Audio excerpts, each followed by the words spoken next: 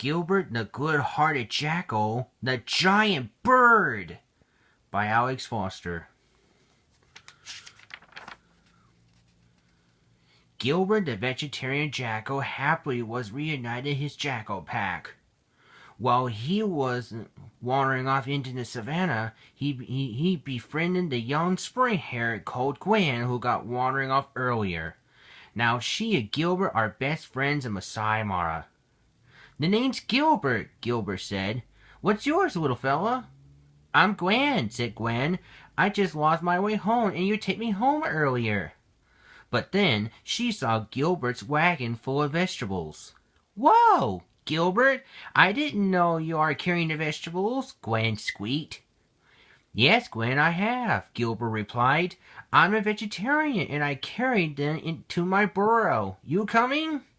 "Okay," Gwen said, and she hopped on Gilbert's back, and they set off.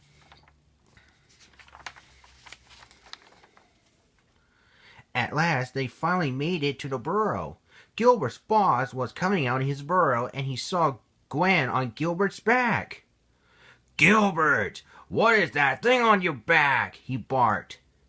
"This is Gwen," Gilbert barked back. "I taken home earlier, and I brought the vegetables here to your home." Gilbert unleashes off the harness in the wagon, and he just dropped the vegetables.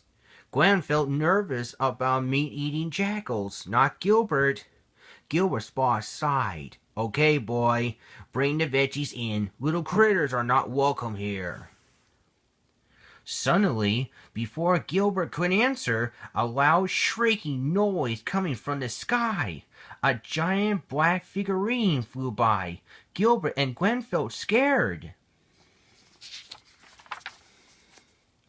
Gilbert's boss is scared of giant birds, and he fled into his burrow.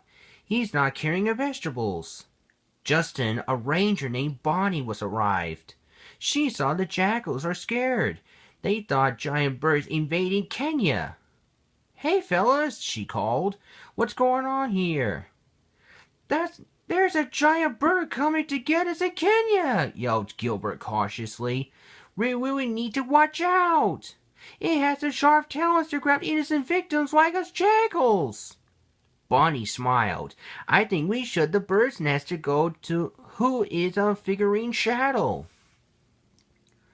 So Bonnie led Gilbert and Gwen into the safari jeep. "There was 2 passenger seats," explained Bonnie. "Each tourist rode those seats to teach these people how to look at any animal. Let's go to the bird's nest." And they entered the jeep. "Gwen, careful," barked Gilbert. "I've got a weak back."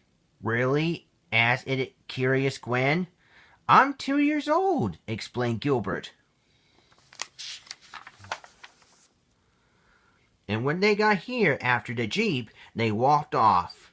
Then they stopped. They saw an ordinary acacia tree with a bird's nest the size of a queen-size bed. "Check it out, guys," said Bonnie. "It's a giant bird's nest. No wonders why. What kind of mystery bird? I'll go climb up to take a look." Gilbert and Gwen looked shocked. "Be careful, Ranger Bonnie," they shouted. Bonnie climbed up the 30-feet-high tree. She finally made it to the top. "Oh," she thought to herself, "it was made of sticks and twigs, and also a lot of painful."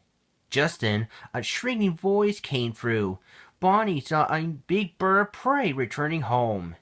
It was a martial eagle! "Oh, hi, Bonnie," said the eagle, Fuzzy McBride, Bonnie's old friend. "Hi there, Fuzzy," Bonnie said. "I didn't know you are the giant bird. Why are you scaring the jackals away?" "I'm sorry, friend," replied Fuzzy. "I just built my nest for my eggs to lay." "Why come to me, Gilbert Gwen, then," suggested Bonnie. "This jackal was a good-hearted kind. He'd like to meet ya."